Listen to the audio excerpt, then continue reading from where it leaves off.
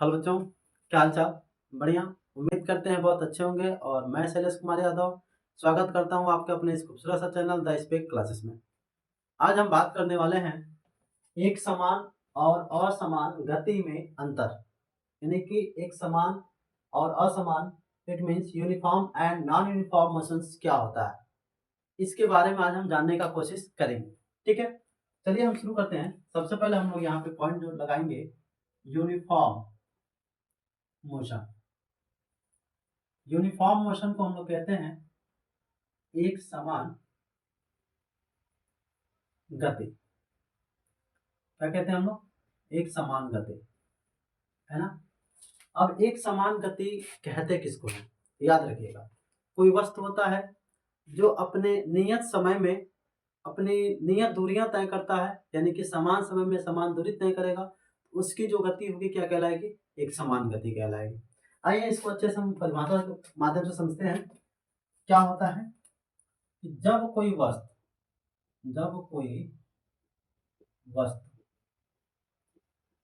समान समय में समान दूरियां तय करता है तो उसकी यह गति एक समान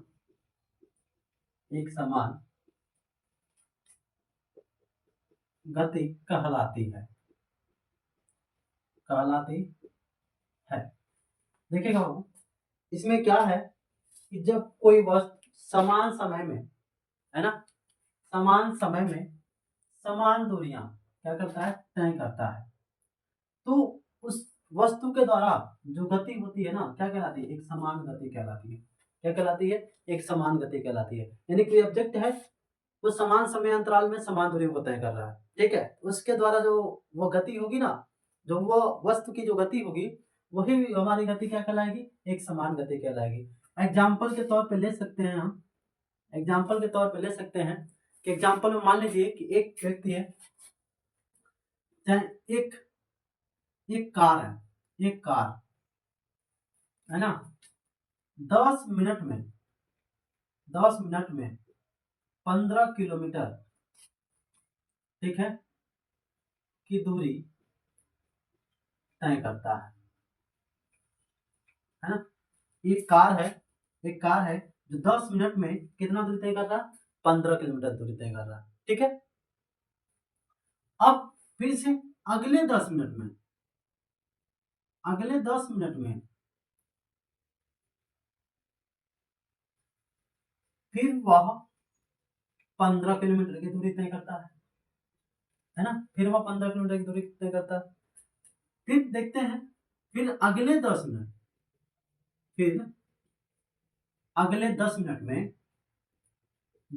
में वह 15 किलोमीटर की दूरी तय करता है ना।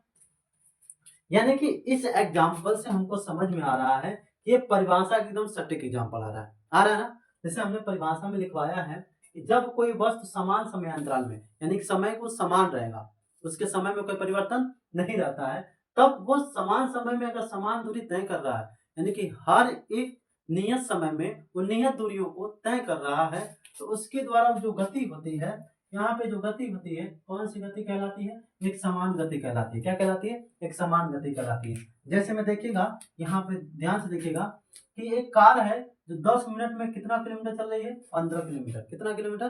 15 किलोमीटर दूरी तय कर रही है। कितने मिनट में? 10 मिनट में। फिर से अगले 10 मिनट में देखिएगा, फिर अगले 10 मिनट में वो कितना दूरी तय कर रही है?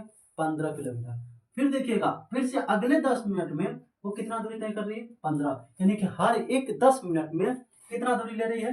15 ले रही है। यानी कि हम कह सकते हैं कार की जो गति होगी, कार की जो गति होगी, ठीक ना, कौन सी गति होगी? यूनिफॉर्म मोशन में होगा। किसमें होगा? यूनिफॉर्म मोशन में होगा।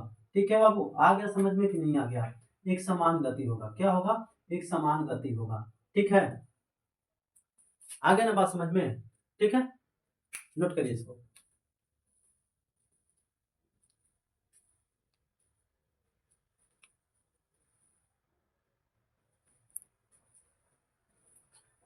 चलिए अब हम बात करेंगे किस पर, नॉन यूनिफॉर्म पे, है ना। किस पे बात करेंगे, नॉन यूनिफॉर्म पे बात करेंगे, ठीक है बाबू। चलिए नॉन यूनिफॉर्म के बारे में बात करते हैं, फिर उसके बाद से कुछ इंपॉर्टेंस फैक्ट्स भी बताएंगे आपको, आखिर में इसमें क्या है, इंपॉर्टेंट फैक्ट्स है कि नहीं है, क्या है क्या नहीं है, इन दोनों में कुछ कॉमन डिफरेंस दिखाई दे रहा है कि नहीं दिखाई दे रहा है, उसके बारे में भी हम बात करेंगे, ठीक है। आइए यहाँ पे लिखते हैं non uniform, uniform motion. Non uniform को हम लोग कहते हैं असमान गति, क्या कहते हैं, असमान गति। ये क्या होता है ना। इसमें भी देखिएगा, इसमें भी कोई ज्यादा भारी भरकम चीज नहीं है, देखिएगा इसका भी ठीक एक समान गति के, एक समान गति के विपरीत होगा।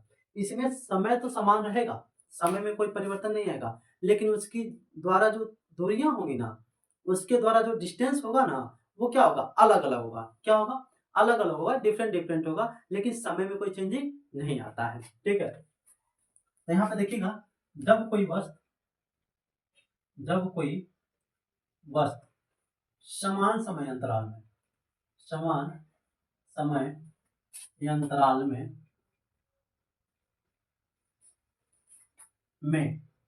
असमान दूरियों को, असमान दूरियों को तय करता है, तो तो उसकी यह गति, यह गति असमान गति कहलाती है। क्या कहलाती है, असमान गति कहलाती है, गति कहलाती है ना।